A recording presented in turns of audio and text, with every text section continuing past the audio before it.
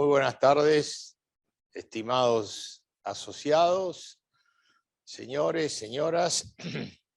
Estamos hoy en una nueva ocasión de nuestros encuentros en la biblioteca, con un invitado, como siempre, muy especial, socio nuestro, querido amigo de muchos años, amigo de la familia, y que, bueno, ha presentado una nueva versión de un libro de él que se llama La excepcionalidad argentina, del apogeo al subdesarrollo sustentable, cuestión que, como les pasa seguramente a ustedes, el preguntarse sobre Argentina y sobre nuestro futuro es una cuestión acuciante. Por eso hoy la vamos a debatir y a conversar un poquito con Vicente.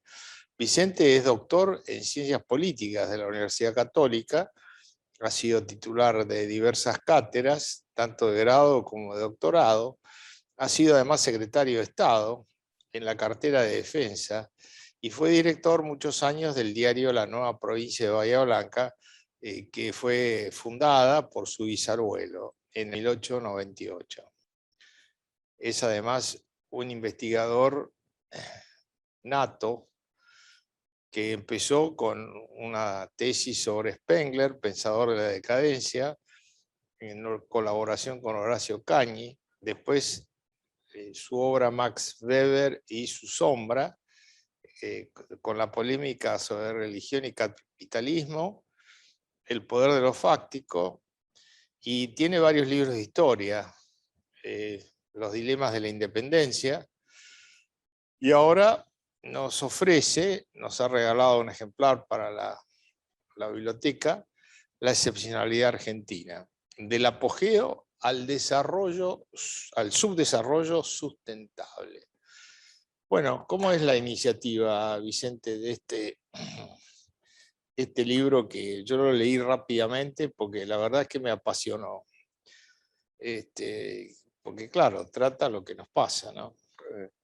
Bueno, primero agradecerte la invitación a esta amable tertulia. Y metiéndonos de lleno en el tema, te diría que lo que me lleva a reeditar un libro que inicialmente fue publicado hace 15 años, poco más o menos, es el hecho de que había cosas nuevas que decir y muchas otras que había que repensar.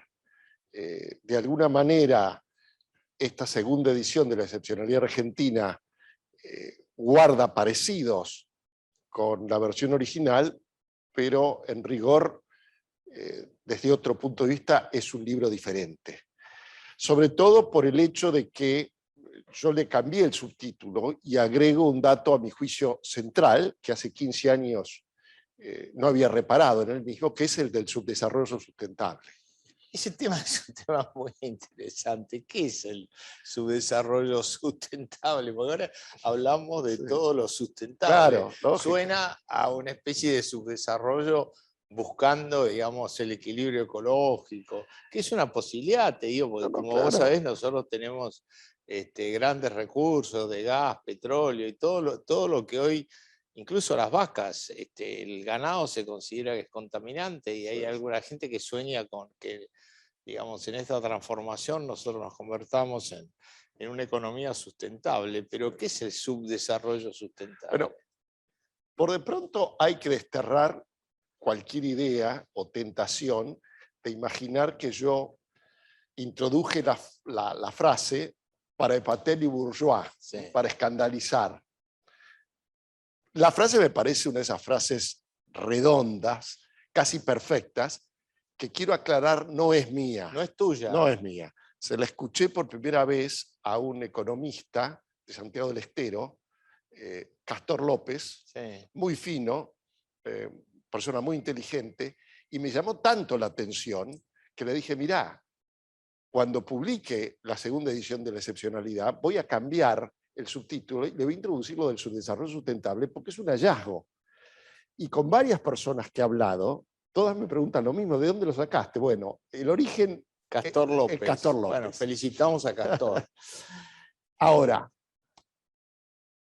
en distintos ambientes, en distintos rubros, para distintas cosas, escuchamos hablar y nos repiten casi hasta el hartazgo la idea de la sustentabilidad.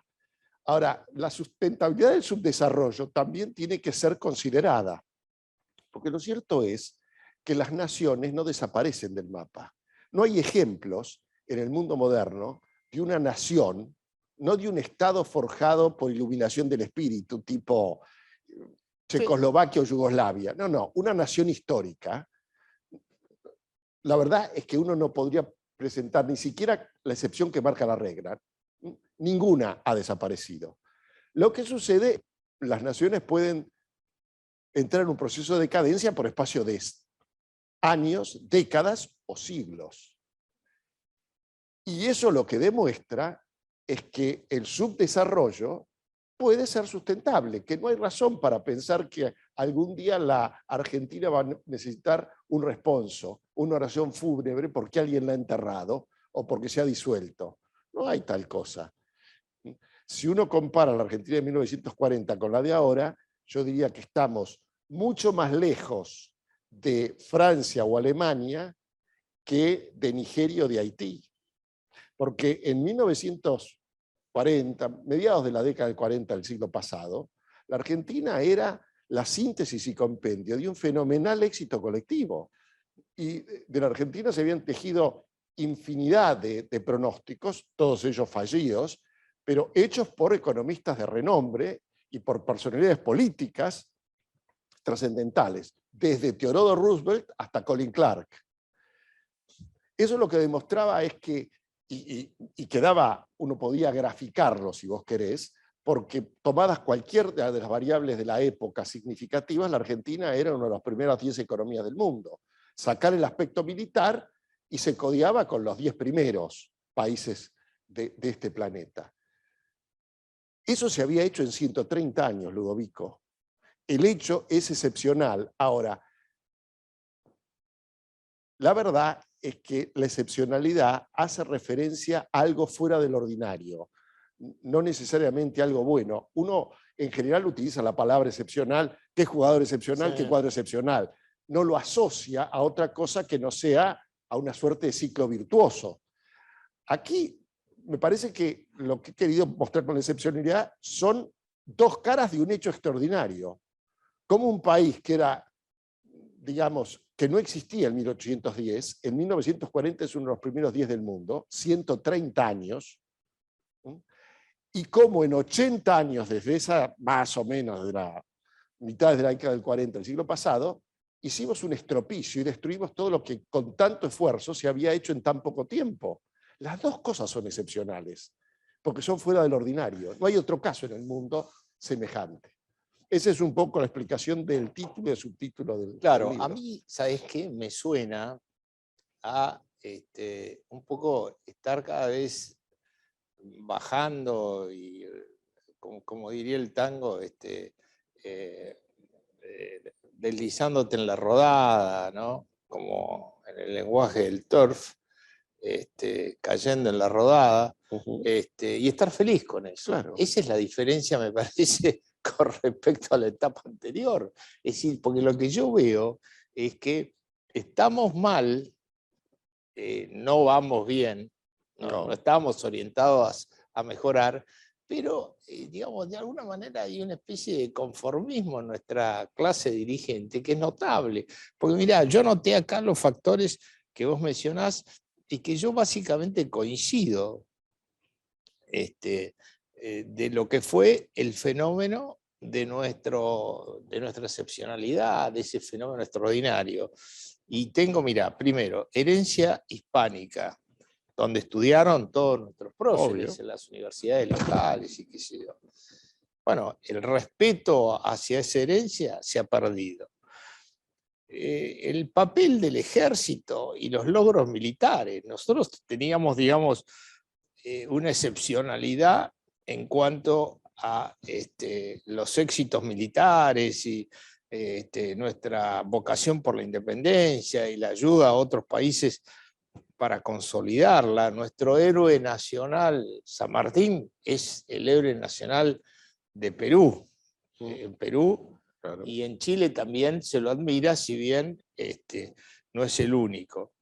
Después, la élite estaba en el gobierno. Claro. La inversión extranjera y el ahorro externo era un poco la fuente de nuestro crecimiento. Según yo te decía, estuve buscando el número, entiendo que la inversión que recibió la Argentina, la inversión extranjera, el periodo corto, 1890, 1910 o 1915, es la mayor de toda la historia de la humanidad. Es decir, nosotros hicimos uso de eso de una forma extraordinaria. La apertura al mundo, éramos una economía, ¿cómo que se llama?, realmente abierta al mundo.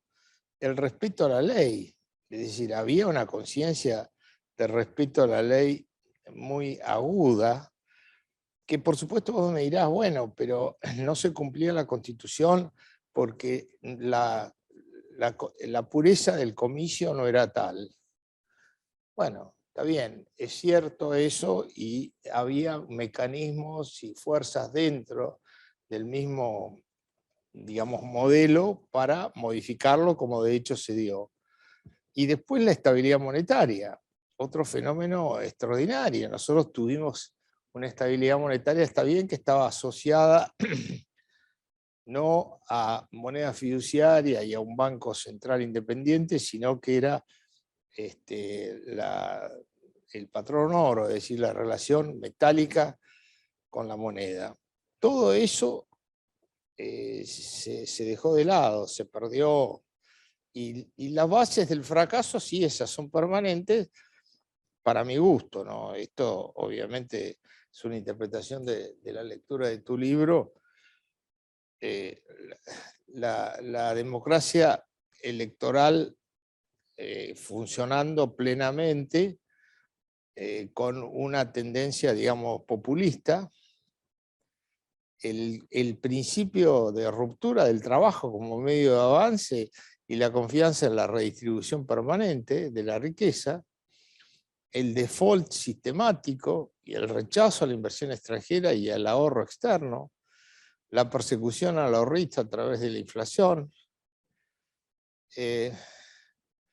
la falta de respeto a la ley y de los compromisos del Estado, y esa filosofía de vivir con lo nuestro que contamina toda posibilidad de una genuina apertura y un esfuerzo sistemático de hacer lo que necesitamos, que es exportar. O sea, nos damos cuenta que necesitamos exportar, pero lo perseguimos a los exportadores con impuestos y no confiamos en nuestras fuerzas para poder competir. Y hemos perdido la confianza en los argentinos, que individualmente superamos las barreras, pero colectivamente tenemos ese desastre, ¿no? Esa idea, ¿viste?, de que no podemos como colectividad volver por el rumbo a una cosa superadora.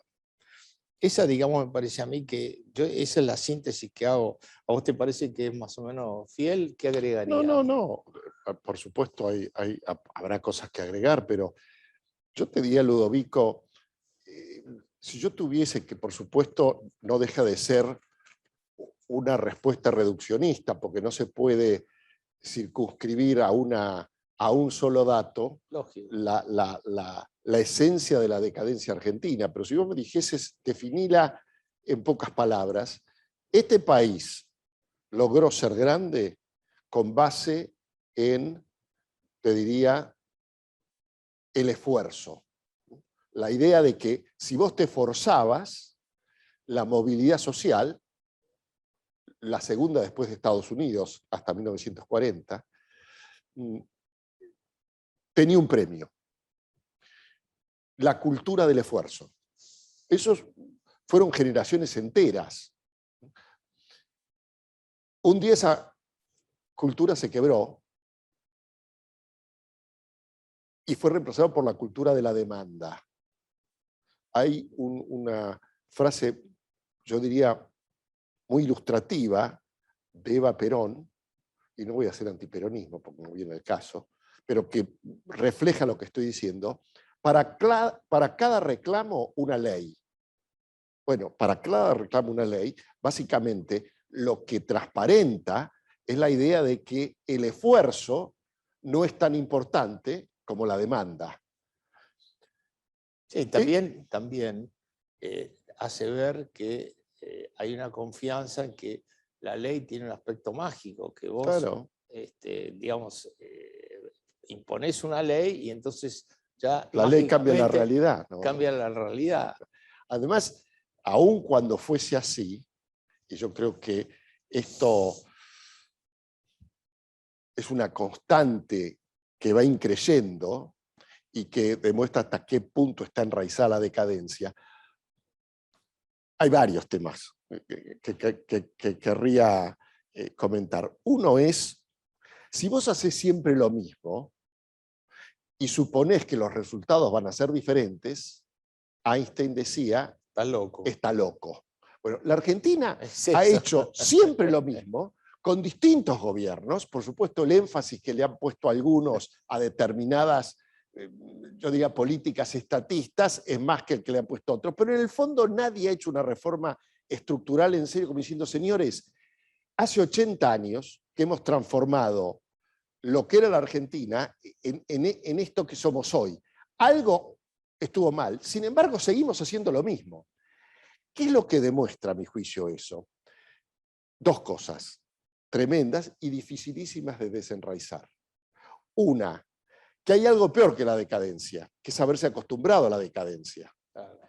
Y dos, yo tengo mis serias dudas y siempre traigo a comento cuando hablo de este tema una vieja encuesta de Manolo Mora y Araujo, hecha hace 20, 25 años, que me parece que tiene hoy una actualidad como si no hubiesen pasado esos años.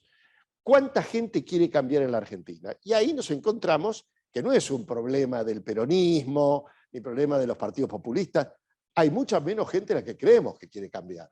Y eso, esa tendencia, si vos querés, cruza en diagonal a la sociedad. No es patrimonio de los que menos tienen, o del... No. Empieza arriba, termina baja, y va de arriba abajo y de abajo arriba.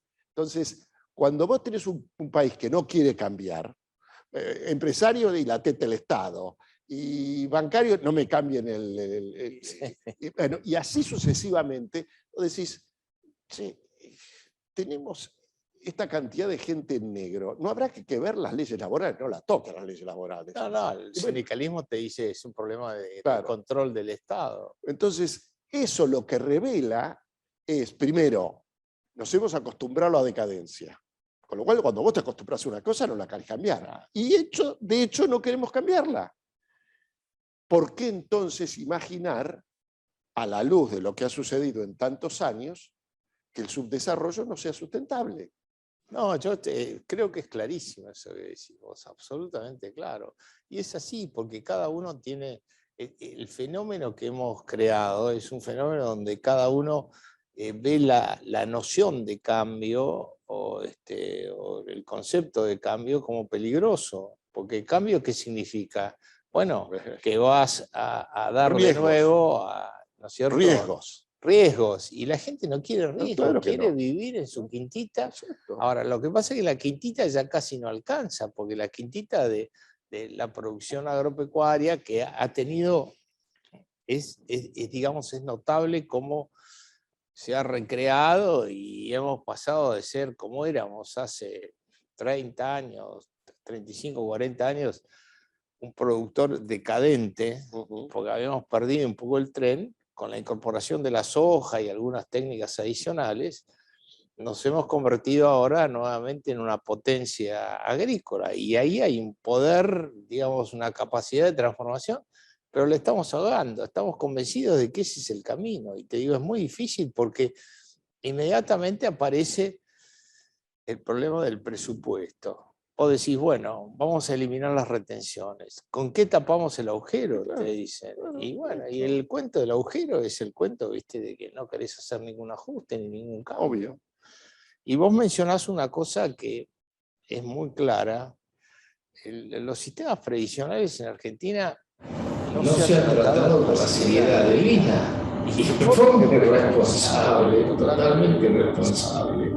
hemos logrado beneficios sin tener ninguna base sustentable de recursos. Eso es una cosa que en cualquier país del mundo se agarran la cabeza. Y ahora el sostenimiento del sistema de jubilaciones públicas, que es el único que hay, porque el privado lo hemos liquidado, bueno, es tremendo, tiene un impacto en el gasto público. Tenemos, qué sé yo, 12, 13 puntos de gasto del PBI, de gasto dedicado a las jubilaciones, y como contrapartida de eso recaudamos 4 o 5 puntos, o sea, tenemos un déficit galopante que es muy difícil de manejar y de resolver. Y además seguimos en la fantasía. Hoy me mandaban ya porque uno toma en broma las cosas, pero vos viste que esta diputada Tolosa Paz salió con un exabrupto. Los memes son extraordinarios. Los memes. Bueno, yo no sé si es un meme o es una propuesta seria, real, de una diputada que dice: esta cuestión es un derecho humano fundamental que debe ser atendido y resuelto por el Estado. Entonces uno dice, ¿qué está pensando esta persona? Bueno, hablando de pensar, ¿qué pensaban los diputados y senadores que aplaudieron el default? Sí. Si uno lo analiza finamente, y fíjate vos, yo creo que en las últimas 2 semanas ha habido 2 hechos que creo que están conectados entre sí, que son la demostración más cabal de dónde estamos parados y que, en principio, no tiene nada que ver ni con el peronismo, ni con el kirchnerismo, ni con el conservadorismo. Sacá la ideología de lado. Vayamos al dato estructural que genera esto. El gerente de Toyota dice que no consigue en Zárate 200 personas que sean capaces de comprender textos. Algo que venían diciendo las pruebas PISA desde hace bastante tiempo. Pero Vicente, es una cosa esa, entre los estudiantes, entre la gente que está en el mundo universitario, es sabido eso. Entre el 30 y el 40% de los jóvenes bachilleres no son capaces de leer una página. Ahora, eso entre otras cosas, no quiero reducirlo a esto. Sí, ¿por qué lo combino con el otro hecho? Dije que había 2 hechos. Sí. El segundo es esta docente energúmena de La Matanza. Olvídate de que es una energúmena, olvídate de que el autoritarismo, olvídate. Vos te fijás, cualquiera que haya visto el video, cómo se dirige al alumno. Sí. Papi, papi. Claro, si los docentes tienen ese vocabulario, ¿cómo no querés que haya tan poca gente que es capaz de interpretar textos? Hay una relación entre el desastre que hemos hecho con, te diría yo, el amiguismo, el muchachismo, el populismo en la educación, y los resultados están a la vista. Bueno, pero son tremendos. Y la verdad, una vez más, uno podría decir, mirá, yo puedo ser de izquierda, derecha, peronista, radical. Acá tenemos un problema clarísimo con lo que nos están demostrando este tipo de pruebas de carácter internacional, que dicho sea de paso, no faltó, creo que fue, eso sí, el gobierno kirchnerista que dijo que era imperialista la... Sí, había que eliminarla. Entonces, claro, vos lo que estás diciendo es, como no me gusta la realidad, trato de tapar el cielo con un arnero. No, no lo podés hacer. Pero, y voy a esto, y no quiero monopolizar la conversación, hay otro dato. No, pero vos sos el No, que no, bueno, que hablar, pero no importa, pero esto es una tertulia, que es lo divertido. Hay otro dato que yo estoy convencido que explica mucho por qué estamos donde estamos, que de ordinario no se estudia, no digo que yo lo haya descubierto, ni mucho menos, le pongo énfasis a eso, la mansedumbre argentina. ¿Sí? Cuando vos decís, ¿cómo está la gente? Está mucho peor de lo que estaba hace 10 años o 15 años o 20 años. Desde cualquier salario real, la tasa de mortalidad, un desastre es, y cada vez vamos peor. Ahora, vos ves que en la Argentina no se mueve absolutamente nada. Yo no estoy haciendo un juicio si es bueno, mala o regular o regulares los levantamientos sociales que ocurrieron en Chile, en Perú, en Colombia. No hago un juicio de valor. Lo que digo es que en algún momento hay un conjunto social que reacciona. Me puede gustar o me puede disgustar, pero de lo que está lo que está transparentando eso es que llega un momento en que hay un pueblo o parte del mismo que reacciona. Hay un estímulo que no le gusta, hay una situación que llega a un punto culminante y, por supuesto, sale a la calle. En la Argentina, que tenemos indicadores sociales mucho peores en muchos casos que los de Chile, que los de Colombia, cosa impensable hace 80 años, no pasa absolutamente nada. Alguien podría decirme, bueno, en buena hora. Bueno, sí, desde un punto de vista, la paz social parecería asegurada. Desde otro punto de vista, la mansedumbre, lo que obra, es justamente el hecho de que acá no cambia nada, porque vos podés hacer el desastre más grande del mundo, que la gente no va a reaccionar. Sí. Bueno, desastre en un sentido populista, ¿no? Porque te digo que, por otro lado, yo tengo recuerdo como veterano de momentos donde las cosas eran distintas. Ah, sí, claro. Te digo, en el aspecto educativo, uno de los grandes errores que se llevó adelante es poner el énfasis en una falsa igualdad de oportunidades que consistía en darle el diploma a todo el mundo. Claro. Entonces se universalizó y se generalizó un secundario con una visión enciclopedista que no le sirve ni le interesa al 90% de los jóvenes, porque el 90% son los que finalmente, por una vía u otra, encarrilan su vida de otra forma, y o el 50% de ese 90% no termina el secundario, abandona. Y esa es una medida de carácter populista. Ha habido algunos intentos de modificar eso en una línea de tipo modelo alemán, ¿viste? De mezclar trabajo con educación y qué sé yo. Y todo eso ha fracasado por intereses espurios, ¿viste? Porque el gremio no quiere que se cedan horas de clase y bueno, y todo por el estilo. Algo parecido pasa en la universidad, donde hacemos el despilfarro más absurdo, dejando entrar gente que en un 90%, 80% abandona. Obviamente. Entonces, y no tiene nada, porque tiene, qué sé yo, 1 año o 2 años cursado de una carrera que no sigue ni terminó y que también no tiene ningún valor añadido para su actividad profesional o personal. Y todo eso, te digo, es cobardía de los políticos, los que dirigen, que no quieren cambiar nada, porque la educación, en definitiva, la educación primaria y secundaria está dominada por el sindicato. Bueno, te hago un resumen. Baradel más ingreso irrestricto. Tenés un problema. Con los docentes primarios y secundarios tenés un problema universitario. Debe ser uno de los 4 o 5 países del mundo, y no sé si no está ahí exagerando, que tiene ingreso irrestricto. Yo creo que vos le planteás un japonés, un taiwanés, a Cuba, chino, pero un cubano. Dice, están locos estos. Locos. Bueno, acá es un logro como si hubiésemos pero ¿sabes tocado... qué pasa? Es que no hay logro, porque en el fondo es decir, bueno, todos pueden entrar Bueno, a la ese es el universidad. logro para esta... Claro. Ahora, ¿el resultado cuál es? Claro, ¿para qué te sirve?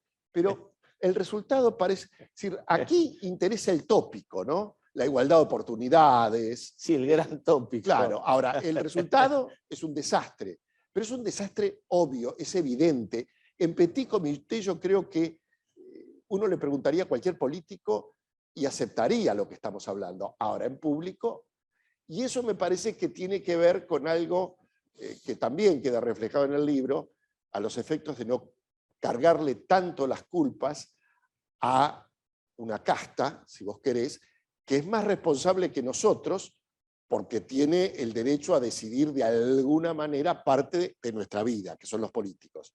Pero los políticos no cayeron de Marte. No, es decir, la responsabilidad de la decadencia argentina es la sociedad argentina. Es la sociedad argentina. Hay obviamente bolsones, vos hablaste, por ejemplo, es decir, el campo, por llamarlo de alguna manera, todos entendemos, realmente es de una competitividad, es decir, la idea del esfuerzo, ahí está claro. Ahora, como no tienen su poder económico o la capacidad que tienen para generar riqueza genuina, no se traduce en poder político. Con lo cual... Además, ¿sabes qué? También hay que reconocer que si vos tomás individualmente un campo genera una renta, por ahí individualmente tan alta, que para las necesidades de consumo del propietario alcanzan con las restricciones y las retenciones que tiene hoy. Entonces, en el fondo, se da cuenta el propietario que del campo, ¿viste? El productor agropecuario, que le están sacando una parte importante de su renta, pero tiene una actitud pasiva. Claro, lógico. Y ahora han inventado este asunto de los impuestos estos patrimoniales, también que es una locura, ¿viste? Porque te graban con un 3 o un 5% un activo que vos tenés en el exterior, que con la mejor de las hipótesis rinde 1 o 2%. Pero qué sé yo, pasivamente aceptamos todo y eso es, La mansedumbre. es el subdesarrollo sustentable. Claro, hay una serie de factores que culminan en la idea de que nada va a cambiar. Y si nada cambia, vamos a estar peor, desgraciadamente. Yo sé que esto suena muy pesimista, pero la verdad es que ser optimistas al divino botón no nos sirve de nada. Y además estamos en el terreno del análisis. Yo creo que es interesante el cierre del libro, esa frase maravillosa de Schumpeter respecto de que uno no puede pensar en el derrotismo en términos del análisis. Sí, tal cual. No es que estamos transmitiendo derrotismo, Claro. Es un poco la realidad. Claro. Ahora, qué sé yo, la realidad es derrotista. Claro, bueno, ¿Podemos cambiarla? Sí, la podemos cambiar. Claro, ¿qué dice Schumpeter?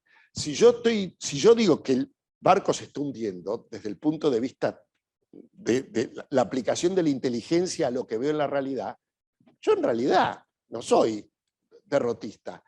Derrotista puede ser la tripulación que frente al barco que se está hundiendo, en lugar de correr, tratar de salvarlo y llegar aunque sea semimuertos a puerto, pero llegar, dice no, está todo perdido, baja los brazos e irremediablemente se hunde. El derrotismo está, en todo caso, aplicarlo a la voluntad que tenemos los argentinos de cambiar, no al teórico que dice, che, mirá, estamos muy mal. Sí. Ahí yo te digo, yo lo que veo también por experiencia es un error gravísimo de diagnóstico. Yo no sé, vos no sé si recordás, pero la década del 70, bueno, se inicia en realidad a finales de los 60 con el Cordobazo y otros movimientos así violentos que ponen un poco un tinte a la violencia en la Argentina muy especial. Y en esa época yo me acuerdo que había un debate muy intenso sobre este problema, ¿viste? De la igualdad y de las oportunidades, y que en definitiva se vivía a través de los diarios y del contacto con los que dirigían, una especie de sensación de que la Argentina pasaba por una situación dramática desde el punto de vista social, que había ¿cómo que se llama? Una mortalidad infantil insoportable y una pobreza insoportable y desocupación. Y después, años después, yo lo he escuchado a tipos que fueron terroristas, hablando maravillas de la década del 60 y tomándola como punto de comparación. Y después hablando con los militares que estaban en el poder, con alguno que tuve algún contacto y qué sé yo, me pregunté, pero ustedes, ¿cómo se dejaban seducir por la información esa falsa que llegaba de esto sin tener una buena? Y bueno, lamentablemente no estaban a la altura del desafío que tenían. Y entonces tomaban decisiones sobre falsas hipótesis y sin conocer bien a fondo qué era lo que estaba pasando. Y así no fue, es un desastre. Y un poco lo que pasa ahora es lo mismo. Queremos insistir en una cosa de pelearnos con el mundo, con el Fondo Monetario, con esto, con lo otro. Y eso, al final del camino, nos va a llevar a hundirnos más. Vicente, hay una pregunta, ¿querés que Sí, cómo no. la respondamos? ¿La puede leer, José, por favor? Sí, cómo no. Vicente, soy Juan Eduardo Fleming. Brillante lo del título del libro y lo que has venido aclarando. Pero me animo a pensar, simplificando, que hay quienes quieren el cambio. Los políticos y eventualmente empresarios que lucran gracias al Estado, que progresivamente van corroyendo las instituciones y valores democráticos para generar un electorado cautivo que los mantenga en el poder. Es una reflexión más que una pregunta, pero... Juan Eduardo, no puedo sino coincidir con vos en todo. Te diría que no le sacaría ni un punto ni una coma a esa reflexión, que es una reflexión más que una pregunta. Yo sobre lo que insisto es que más allá de la enorme responsabilidad que tiene la clase política, me parece que a veces nos olvidamos de clavar los puntales de la crítica y entender que la crisis que nos envuelve es producto de una sociedad que, la verdad, es que a diferencia de otras épocas, no ha sido capaz de asumir los desafíos que se cruzaron en su camino y resolverlos con éxito. Aprovecho esto para, pensemos, nosotros tuvimos en los últimos 40 años, poco más o menos, una guerra civil, que eso fueron los 70. Nos peleamos con la segunda potencia de la OTAN. Incurrimos o generamos el mayor proceso hiperinflacionario del continente americano. Y obramos el mayor default de la historia conocido hasta ese momento. Ahora, ¿qué aprendimos de esas fenomenales 5 crisis? Nada, porque seguimos haciendo lo mismo. Es decir, eso me lleva a pensar de que vos tenés razón, coincido, pero yo no me enfocaría exclusivamente en la clase política, sino en el conjunto. Hay otra pregunta, y después vamos a preguntarte a vos, valga la redundancia, un poco hacia cómo podemos salir de este círculo vicioso, ¿no? A ver, José, la otra pregunta. Guillermo Lascano Quintana pregunta, ¿no crees que la casi inexistencia de partidos políticos es una de las causas de la falta de ideas operativas? No sabría contestarte con propiedad, Guillermo, tu pregunta. Me parece que si declamamos ser una república democrática, las formas de representación a través de los partidos es un dato esencial. Y por lo tanto, los partidos, nos gusten o no nos guste, cumplen un papel fundamental también. Ahora, el tema es que no somos una república democrática. De república tenemos muy poco, y la democracia que existe es tan imperfecta, tan viciada, que me parece que hay un déficit de los partidos, pero para mí el problema no pasa por la flojedad, la debilidad de los partidos. Me parece que pasa por otro lado. Bueno, ahí vendría, como te decía, un poco la inquietud. ¿Por dónde empezarías vos? Porque evidentemente para romper el círculo vicioso, bueno, hay que salir por algún lado. Y acá, viste, está claro que podemos empezar por la educación, podemos empezar por la economía. Muchas veces hemos intentado hacer transformaciones a través de la economía y fracasando de una manera estrepitosa. La última experiencia importante fueron los 90, ¿no? Y el plan de convertibilidad y todo lo que eso significó. ¿Qué te parece a vos? ¿Cuál sería el camino que vos elegirías? Ojalá yo tuviese una respuesta, Ludovico, pero algo hay que contestar y me parece que es una de las preguntas del millón, porque no nos podemos quedar solamente en la crítica. Ortega tiene una definición de lo que es una nación que para mí es deslumbrante, cuando habla de un proyecto sugestivo de vida en común. Proyecto sugestivo de vida en común. Me quedo con lo último. El tema de la Argentina es que la grieta que nos separa cada vez es más grande.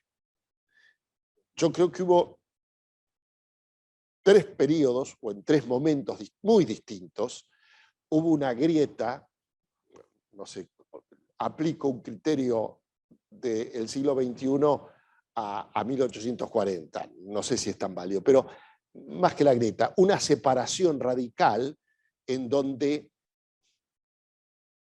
en definitiva, se transforma en un país dividido en 2, donde el otro prácticamente no tiene derecho a existir, y en todo caso no hay nada común para volver a Ortega. La época de Rosas, unitarios y federales, el primer peronismo, peronismo-antiperonismo, y lo que estamos viviendo hoy. Grietas, quiebres del tejido social en términos de que, más allá de las diferencias que podemos tener, hay cosas que tenemos que tener en común. Ahora, si nada nos es común, es muy difícil generar un proyecto sugestivo. Lo primero que yo diría es que, de alguna forma, si esa grieta no se detiene, si no podemos al menos coincidir en 3 o 4 cosas esenciales, no hay ninguna posibilidad de salir adelante. Y la verdad, no quiero ser excesivamente pesimista, hace 80 años que los argentinos no nos podemos poner de acuerdo en una sola política de Estado que, no importa cuál sea el gobierno, se continúe en el tiempo, sea sustentable en el tiempo. Ahora, este es un déficit enorme. Y lo segundo que yo diría es, si uno no puede romper la grieta, y para dar vuelta este proceso de decadencia necesitas un poder que hasta aquí los que lo han tenido no lo han sabido usar. Y hoy no lo tiene nadie. La idea es, se puede generar regenerar un país desde abajo en conjunto, sí, en la medida que haya cosas comunes a ese conjunto, más allá de sus diferencias, que siempre van a existir. Ahora, si no hay cosas en común, solamente lo puede hacer un poder desde arriba. El tema es que aquí también hay una fractura del poder. Más allá uno puede pensar, sí, ¿qué tanto poder tiene el kirchnerismo? Sí, pero está fracturado, está quebrado el poder. Ni el kirchnerismo ni nadie tiene el suficiente poder como para encaminar esto y pensar realmente en una resurrección. Yo, te digo sinceramente, en el corto plazo de un país, que es muy diferente del corto plazo de una persona, no veo ese proceso de resurrección, desgraciadamente. Sí, yo coincido con vos. Hoy estaba escuchando un informe sobre Afganistán y ahí el que informaba decía que en Kabul, en el aeropuerto, quedaron, creo, todavía, ya no están más, pero digamos, el último contingente de soldados eran 5.000 soldados americanos, que ya se fueron, y había 1.000 británicos. Ahora, eso me hizo pensar qué mal estaba nuestro diagnóstico cuando encaramos la guerra de Malvinas, sin darnos cuenta que nos íbamos a enfrentar a la OTAN. Es decir, era un error de diagnóstico tremendo. Entonces, eso nos unió, porque sin duda yo creo que si hubo algo en esa historia que permitió una unión transitoria de superar la grieta, fue una cosa que estaba mal diagnosticada.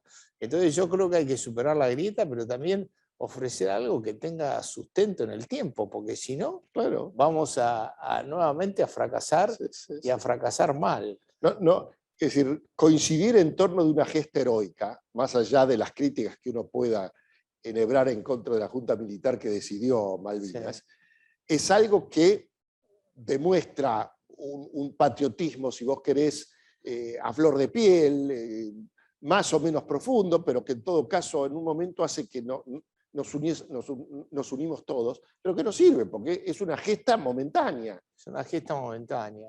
Ahora salió la cuestión esta del límite con Chile, que no sé si nos va a unir o va a pasar intrascendente, porque en el fondo es una cuestión tan técnica que a la gente no le... Claro, no seduce. pero una vez más, ¿qué necesidad tiene?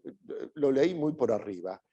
Existiendo formas de negociar de manera bilateral con Chile estos asuntos, ¿qué necesidad hay otra vez de recurrir a La Haya?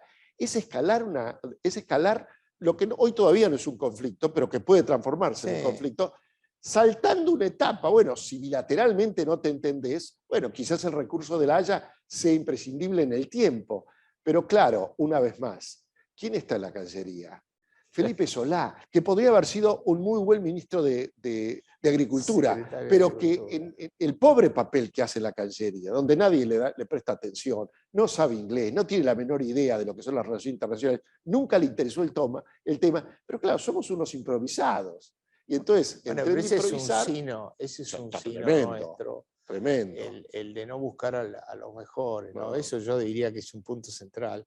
Ahora, anoche veía a este tipo, a este diputado peronista, Pichetto, que Sí. ahora está con Juntos por el Cambio, Sí. y decía que él veía dos problemas graves, ideológicos, que eran el pobrismo y el buenismo. Me parece, Pichetto a mí me parece uno de los tipos más claros, si no el político más claro que hay hoy en la Argentina. Muy preocupado por lo que pasaba en la Patagonia, Pues sí. por el descontrol, digamos, de alguna manera el ataque y la invalidación del Estado argentino por grupos que son, digamos, son como subversivos, ¿no? Claramente. Y después el plano ideológico, esta idea de que el pobrismo, que todos pobres, que si no nos conduce a algún lado. Realmente yo no estoy de acuerdo para nada con eso, de la ideología del pobrismo, ¿no? Es decir, está claro que si nosotros no crecemos no vamos a ningún lado. Para crecer hay que ahorrar e invertir. Para invertir se requiere el esfuerzo propio y el esfuerzo internacional también, para lo cual hay que tener un esquema digamos, un esquema jurídico y de respeto a la inversión extranjera en serio, no de mentira.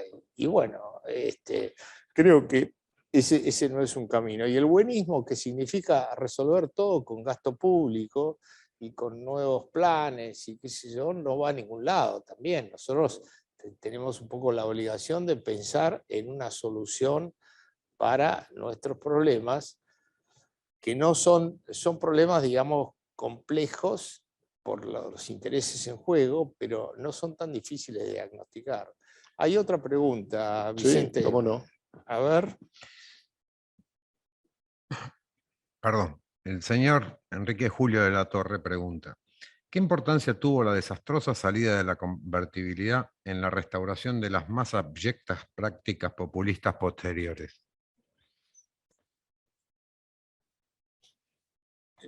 Yo no sé estrictamente, Enrique, si hay una relación entre una cosa y la otra. Me parece que es materia abierta a debate, en donde no tengo una respuesta, no es un tema en el que haya pensado. Debo decir una cosa: suponer que llevamos 80 años de decadencia no quiere decir que todos los gobiernos que se sucedieron desde el primer peronismo a la fecha hayan sido igualmente malos y hayan, por errores de distinta índole, no apoyado, pero fogoneado ese proceso de decadencia.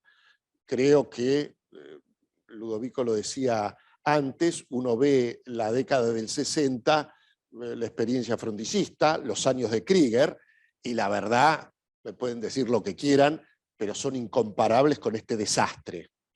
Al mismo tiempo, creo que Menem es el único presidente de la Argentina que vio la necesidad de hacer un cambio, con esta particularidad.